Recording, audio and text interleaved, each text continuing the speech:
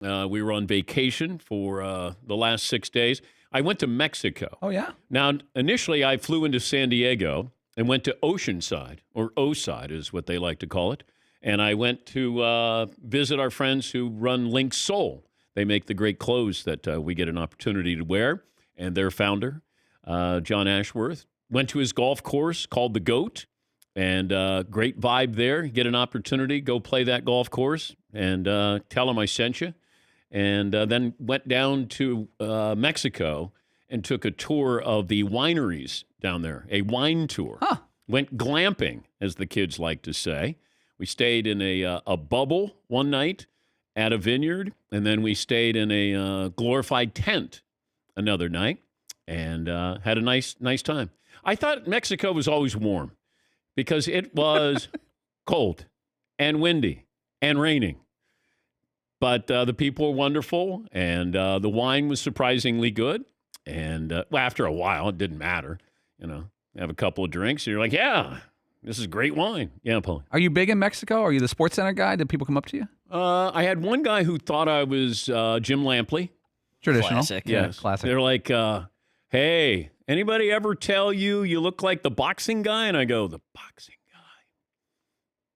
Jim Lampley? Yes. And I go, no, but I've been told that I look like Jim Lampley, or he looks like me. I'll take that as a compliment.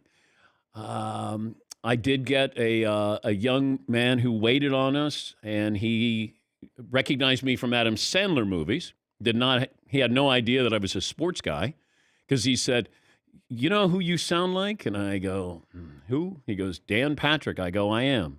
He goes, the movie guy? And I go, yeah. Yeah, that's me. Yeah, finally. Finally. Damn it. I've been $5 billion box office, kid. Maybe you heard of it. Yeah, I'm being recognized for my art. I'm craft. I'm an actor here.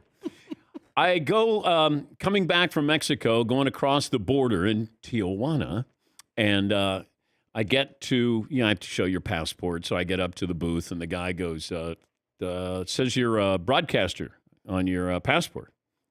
And he goes, what do you broadcast? And I said, sports. He goes, I'm not a sports guy. And he goes, are you famous? I go, Google me.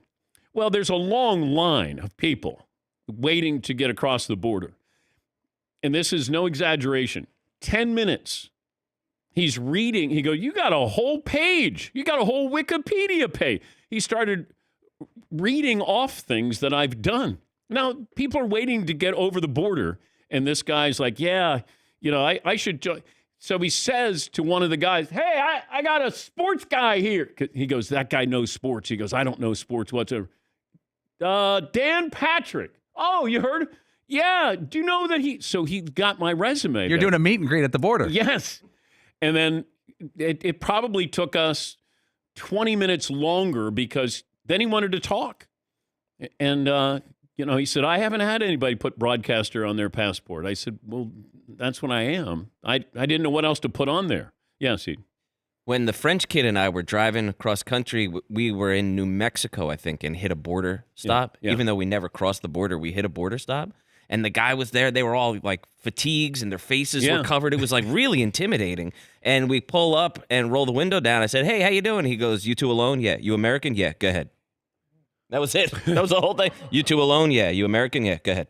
Yeah, Paul. Dan, I just thought of this. You'd be great for trafficking. I mean, you just roll up to the border. You got a bunch of duffel bags in the back of your car. Hey, it's Dan Patrick, guys, and they roll you right through. Yeah. Hey, have fun, Dan. You did it. Have fun in America. Yeah. You're in Fuego. Hey, I watch you on ESPN every morning. Yeah. 5'11", 185. Ding! Yes, I always wanted to do the highway bounce. See you later. We also got pulled over by the military. Ooh. And, they're in camo. In the United States or in Mexico. Mexico. Mexico. And I just see this guy, he's got a machine gun, and he's flagging us to stop. And I'm going, should I stop? He's a big fan of yours? No, well, he had no idea who I was. Oh. He didn't care who I was. I pull over. They're in fatigues. They got machine guns, the whole bit. And I'm like, did we do anything wrong? He didn't say anything. And so we had an open bottle of wine, that we recorked.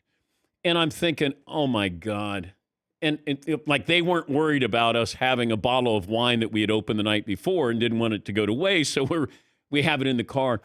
And then I get out of the car because I don't know what he wants me to do. And he goes, get back in the car. I'm like, okay.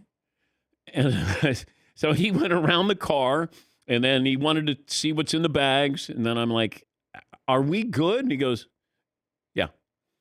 So I don't know what we got pulled over for, what they were looking for. There was no da-da-da. Yes, Todd. Did you panic for a second thinking about what could possibly be in your luggage? Yes. That could get you guys like locked up? And then my wife at one point during the trip said, maybe we should get some pot. And I go, you imagine if they're dog sniffing, drug sniffing dogs there and we have like a thimble of pot? That's it. That's the vacation.